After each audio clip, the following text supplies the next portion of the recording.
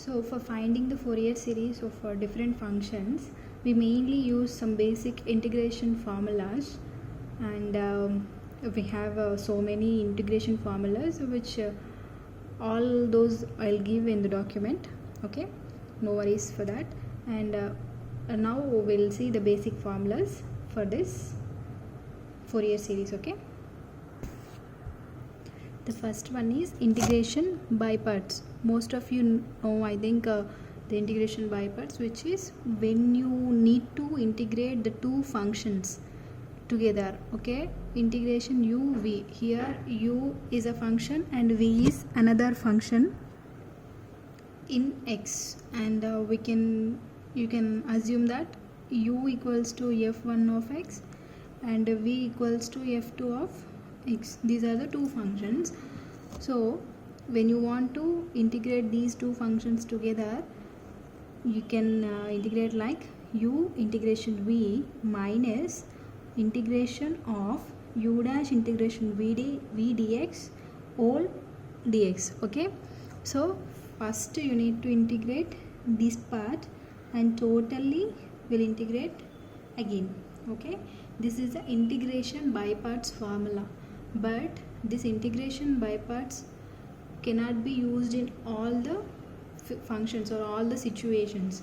So we can go with the chain rule of the integration. Another formula is there, that is chain rule of integration. So this is the chain rule of integration. Here also the same thing.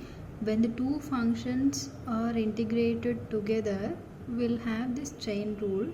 That is, it is very easy to remember that here the first function u, you have to take that u is always, it should be differentiable. Okay, you are differentiating first time, and for the second time, for the third time, it is going on. Okay, and the v, the next function v, should be integrated first integration and second order integration, third order and fourth order, like this. So this is a chain rule of the integration.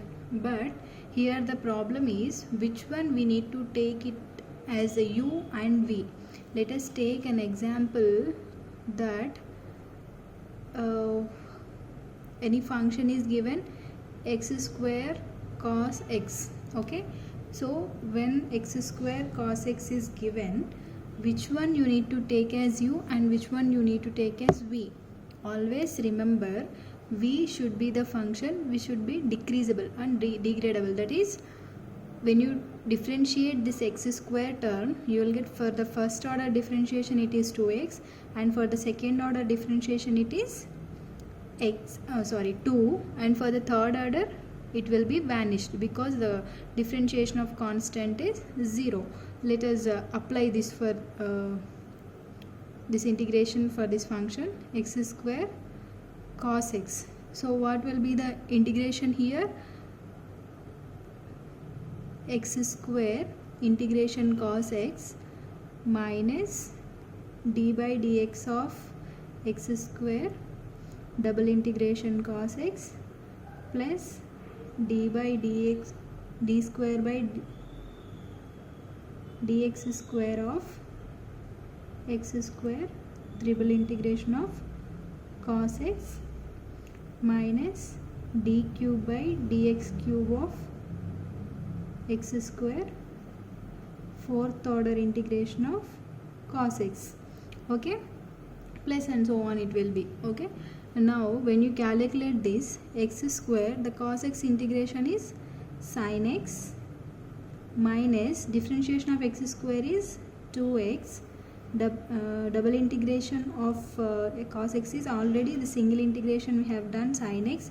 Sin x integration, again when you take the integration of sin x, it is minus cos x, plus here it will be, already first differentiation is completed. When you differentiate again, you will get 2, and triple integration for this one is minus sin x minus, here already we got 2. When you take the third differentiation for this 2, it will be 0. So the remaining terms all will be the 0 values. Okay, now can you do you understand which one we need to take it as u, which is decreasing over the differentiation. That function we should take it as u. If you take cos x as u, it won't be decreased because differentiation of cos x is sin x, again sin x differentiation is cos x, it will repeat so on, cos x sin x cos x. So you need to take u as a decreasing function. These are some main formulas, that is integration of x power n dx is x power n plus 1 by n plus 1, and integration of cos x is sin x, integration of sin x is minus cos x. The same thing here, when integration of cos nx, it has the coefficient, x has the coefficient as n, that coefficient will be getting in the denominator. Okay, the same formula will be applicable, but this coefficient should come in the denominator. Okay, integration of sin nx is minus cos nx by n, and two special cases are there, that in uv chain rule, what we discussed, the decreasable function, which is decreasable function, that we should take as a u value. But here in this type of functions, here e power ax and cos bx both are not vanishable. Okay, here the differentiation of e power a is always e power x, e power x, e power x. How many times if you differentiate, you will get only e power x, and cos x or sin x also, you will get cos x, sin x, cos x, right? So for that cases, we have these two special formulas, that is when you have any function like this, you can apply this formula, that is e power ax by a square plus b square into a cos bx plus b sin bx. And in the same way, when you have e power ax into sin bx, we have e power ax upon a square plus b square into a sin bx minus b cos bx. Okay, these are the main formulas, and you should remember that differentiation of constant is always 0, and here we'll come across some formulas like sin n pi. What is the value of sin n pi? It is 0, whereas cos n pi will be